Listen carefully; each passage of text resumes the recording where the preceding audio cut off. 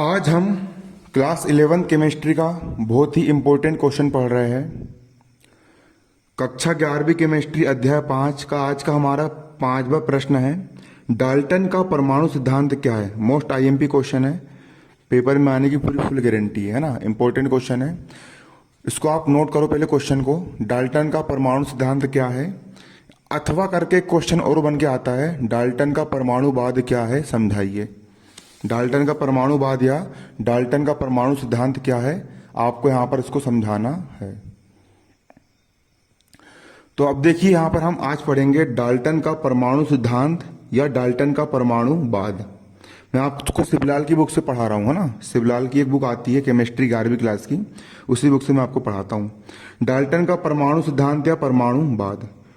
देखिए John Dalton जो था, जॉन डाल्टन जो वैज्ञानिक था, आधुनिक वैज्ञानिक दृष्टिकोण में यह माना जाता है कि वैज्ञानिक डाल्टन ने सबसे पहले परमाणु के बारे में बताया, है ना। डाल्टन ने सबसे पहले यह बताया कि परमाणु क्या होता है या परमाणु किसे कहते हैं और परमाणु के अंदर की संरचना किस प्रकार से होती है। और यह बात डाल्टन ने कब बताया? सन 1808 में बताया। कब बताया? सन 1808 में बताया। मतलब कि सन 1808 में बताया, मतलब कि आज से लगभग, अभी चल रहा है हमारा 2000, अभी चल रहा है हमारा 2020, और इनने बताया सन 1808 में, मतलब समथिंग 200 साल पहले। आज से 200 साल पहले डाल्टन ने बताया कि परमाणु क्या होता है। लेकिन आपको मैं एक बात बताना चाहता हूं, हमारे भारत देश पर एक बहुत ही महान वैज्ञानिक हुए, उनका नाम था महर्षि कणाद। उनका नाम था महर्षि कणाद। और महर्षि कणाद ने आज से लगभग 3000 साल पहले बता चुका था कि परमाणु क्या होता है, कि परमाणु क्या होता है। लेकिन उस समय पेटेंट व्यवस्था नहीं हुआ करती थी, इसलिए इनका नाम कहीं गायब हो गया है। और डाल्टन ने जो बताया, फिर डाल्टन का नाम चलता है ना। खैर ये सब तो अलग बात है। चलो हम पढ़ेंगे आज क्या, डाल्टन का परमाणु सिद्धांत या डाल्टन का परमाणुवाद क्या है। देखिए जॉन डाल्टन ने सन 1808 में रासायनिक संयोग के नियमों को देखते हुए पदार्थ का परमाणु सिद्धांत प्रस्तुत किया। जॉन डाल्टन ने सन 1808 में रासायनिक संयोग के नियम, मैंने आपको पढ़ा चुका हूं रासायनिक संयोग के नियम, है ना। उन्हीं 5 नियम पढ़ाए हूं ना, उसी रासायनिक संयोग के नियमों को देखते हुए जॉन डाल्टन ने 1808 में परमाणु सिद्धांत प्रस्तुत किया। जॉन डाल्टन ने यह बताया कि परमाणु क्या होता है और परमाणु किस तरीके से वर्क करता है और परमाणु किसे कहते हैं और पदार्थ कैसे बनते हैं, अणु कैसे बनते, यौगिक कैसे बनते, ये सब किसने बताया? परमाणु सिद्धांत दिया। और ये परमाणु सिद्धांत किसने दिया? जॉन डाल्टन ने सन 1808 में दिया। इस सिद्धांत की प्रमुख परिकल्पनाएं निम्नलिखित है। अब देखिए इस सिद्धांत की परिकल्पनाएं कौन कौन सी है। पहला, डाल्टन ने क्या कहा? देखिए प्रत्येक पदार्थ, हर एक पदार्थ, ये पेन भी एक पदार्थ है, किताब भी एक पदार्थ है, मैं भी पढ़ा रहा हूं, मैं भी एक पदार्थ हूं, है ना। तुम भी एक पदार्थ हो, पृथ्वी भी एक प्रकार की पदार्थ है, हर एक चीज एक पदार्थ होती है। हर वस्तु जो तुम्हारे चारों ओर है वो क्या है? एक पदार्थ है। तो प्रत्येक पदार्थ मतलब हर एक वस्तु या हर एक पदार्थ, प्रत्येक पदार्थ अत्यंत छोटे छोटे कणों से मिलकर बना होता है, जिन्हें परमाणु कहते हैं। उदाहरण के तौर पर ये पेन है, ये जो पेन है आपका ये पेन जो है ना, ये पेन भी एक पदार्थ है। तो प्रत्येक पदार्थ ये पेन भी छोटे छोटे इतने छोटे कि आपको दिखेंगे भी नहीं। प्रत्येक पदार्थ अत्यंत छोटे छोटे, जैसे कि एक पदार्थ लिया मैंने, ये हो गया आपका एक पदार्थ, कुछ भी पत्थर गोटा कुछ भी हो गया, ये अत्यंत छोटे जिसको अपन आंख से देख भी नहीं सकते, है ना। अत्यंत छोटे नन्हे मुन्ने, अरे भैया अत्यंत छोटे कणों से मिलकर बना होता है। प्रत्येक पदार्थ अत्यंत छोटे कणों से मिलकर के बना होता है और इन छोटे कणों को परमाणु कहा जाता है। इन छोटे कणों को परमाणु कहा जाता है। प्रत्येक पदार्थ अत्यंत छोटे छोटे कणों से मिलकर बना होता है। देखिए यहां पर आप छोटे छोटे कण हैं। प्रत्येक पदार्थ, हर एक पदार्थ, प्रत्येक पदार्थ अत्यंत छोटे छोटे कणों से मिलकर बना होता है और इन कणों को ही परमाणु कहा जाता है। ये छोटे छोटे जो कण होते हैं, इन छोटे छोटे कणों को परमाणु कहा जाता है। इन छोटे छोटे कणों को परमाणु कहते हैं। दूसरा, एक ही तत्व के सारे परमाणु सभी प्रकार से अर्थात भार, आकार तथा अन्य गुणों में समान होते हैं। एक ही तत्व, देखिए प्रकृति में जितनी प्रकृति बनी, जो हमारी पृथ्वी बनी है, हमारी पृथ्वी का निर्माण 118 तत्वों के मिलने से हुआ है। हमारी पृथ्वी का निर्माण कितने तत्वों के मिलने से हुआ है? हमारी पृथ्वी का निर्माण 118 तत्वों के मिलने से हुआ है। पृथ्वी में 118 तत्व पाए जाते हैं। अब उसमें से मान के चलो मैं 2 तत्व ले रहा हूं। यहां पर मैंने पहला तत्व ले लिया, मैंने ऑक्सीजन ले लिया, ऑक्सीजन, और दूसरा तत्व ले लिया मैंने लोहा। लोहा मतलब एफी, एफी को आयरन कहा जाता है ना। 2 तत्व लिया तो देखो, एक ही तत्व के सारे परमाणु सभी प्रकार से। एक तत्व हो गया ऑक्सीजन, और ऑक्सीजन मैंने एक फुग्गा में भर दिया, एक फुग्गा में मैंने ऑक्सीजन गैस भर दिया, तो यहां पर ऑक्सीजन के बहुत सारे परमाणु होंगे बहुत सारे परमाणु। तो एक ही तत्व के सभी परमाणु, ये एक तत्व है, इस तत्व के जितने भी परमाणु होंगे, 1 oxygen, 2 oxygen, 3 oxygen, 4 oxygen, 5 oxygen, 6 oxygen, एक ही तत्व के सभी परमाणु, एक ही तत्व के सभी परमाणु। देखो इसके 2 परमाणु लिए, पहला ऑक्सीजन ये ले लिया, दूसरा ऑक्सीजन मैंने यहाँ ले लिया। एक ही तत्व के सभी परमाणु आपस में सभी प्रकार से समान होते। भार का मतलब होता है वजन, वजन की दृष्टि समान होंगे। इसका वजन भी, इस ऑक्सीजन का वजन भी 16 होता है और इस ऑक्सीजन का वजन भी 16 होता है, और हर एक ऑक्सीजन परमाणु को वजन कितना होगा? 16 होगा। आकार की दृष्टि से भी समान होते हैं। मतलब इस ऑक्सीजन का आकार इतना बड़ा है तो इस ऑक्सीजन का आकार भी इतना ही बड़ा होगा। आकार की दृष्टि से भी समान होंगे, और अन्य गुणों में भी कैसे होते हैं? समान होते हैं। एक ही तत्व के सभी परमाणु आपस में एक दूसरे के समान होते हैं, भार के अनुसार और आकार के अनुसार समान होते हैं। उसी प्रकार यहाँ पर एफी लिखा है। एफी मतलब लोहा, लोहा के बहुत सारे परमाणु होंगे, है ना। तो एफी मतलब लोहा, लोहा का जो परमाणु है, इस तत्व के सभी परमाणु आपस में, मतलब एक दूसरे में, एक एफी वाला हो गया एफी और दूसरा एफी आपके वाला हो गया एफी।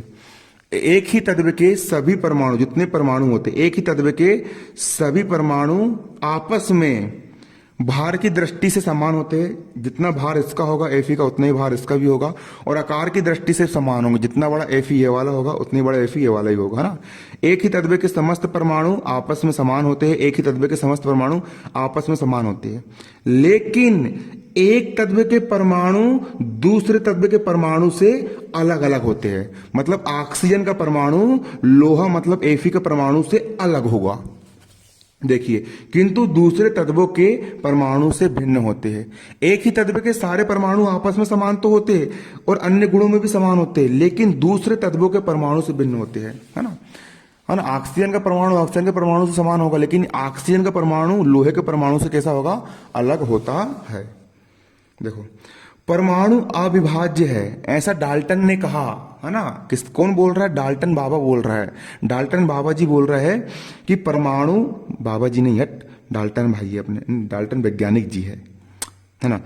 परमाणु अविभाज्य है। डाल्टन ने बोला, डाल्टन ने कहा परमाणु अविभाज्य।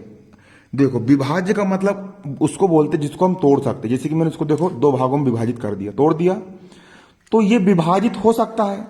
ये वाला जो है वो विभाजित हो सकता है, मतलब ये विभाज्य है।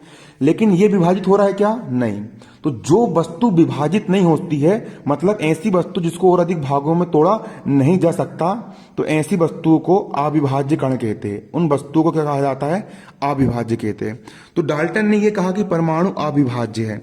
जैसे कि आपका एक परमाणु ये हो गया, ये आपका एक परमाणु हो गया, तो परमाणु अविभाज्य है, मतलब ये सबसे छोटा होता है, इससे छोटी वस्तु होती च नहीं है।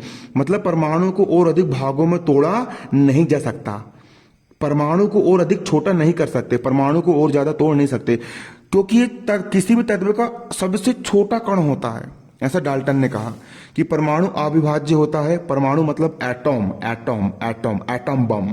ATOM, ए का मतलब होता है कैन नॉट, टोम का मतलब होता है कट, जिसको काटा नहीं जा सके, अर्थात रासायनिक विधि द्वारा इसको और अधिक तोड़ा नहीं जा सकता, मतलब इसको और अधिक विभाजित नहीं कर सकते। परमाणु को और अधिक छोटा नहीं कर सकते, परमाणु को आप विभाजित नहीं कर सकते, परमाणु को दो भाग में आप तोड़ नहीं सकते, इसलिए परमाणु कैसा होता है? अविभाज्य कण होता है।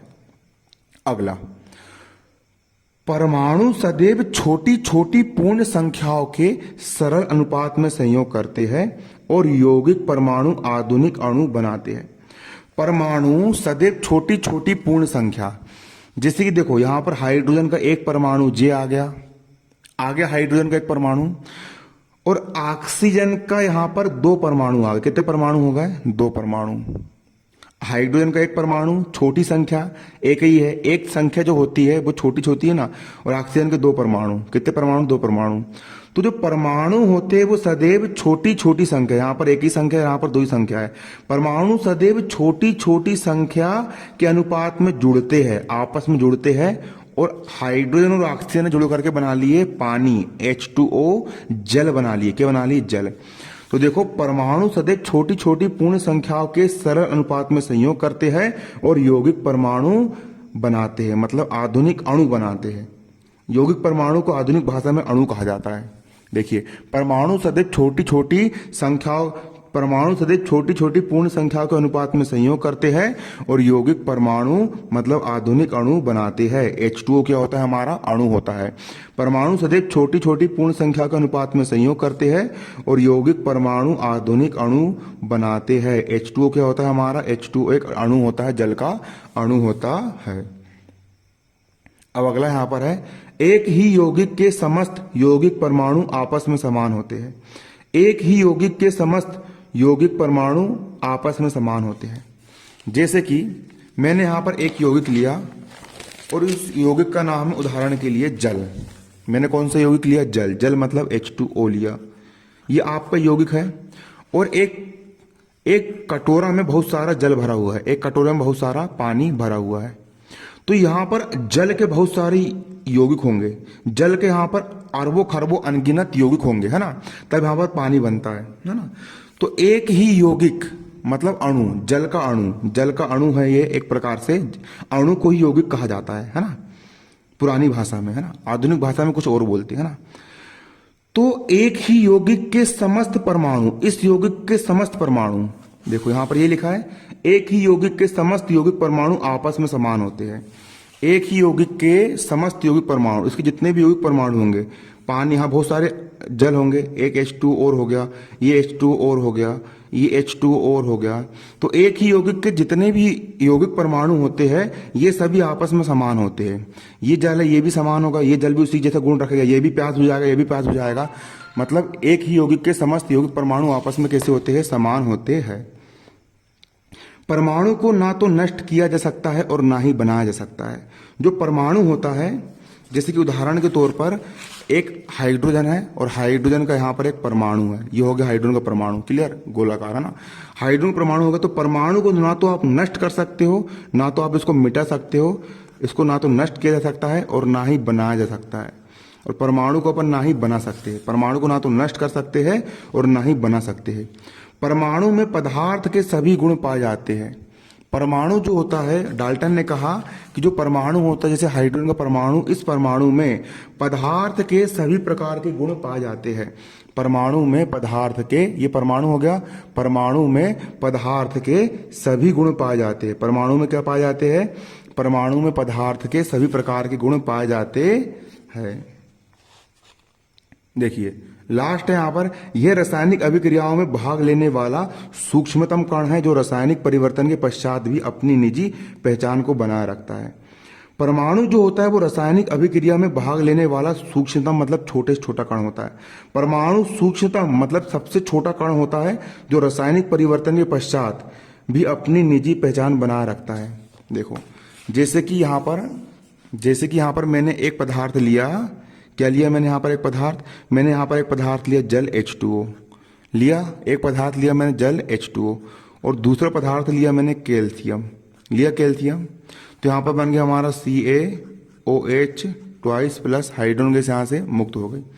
यहाँ पर जल के 2 अणु लिया, है ना। पानी में मैंने CaO मिला दिया। CaO का मतलब होता है चूना। CaO का मतलब कितना होता है यहाँ पर? चूना होता है। यहाँ पर जल के कितने अणु हैं? देखो उसको संतुलित आप कर लेना।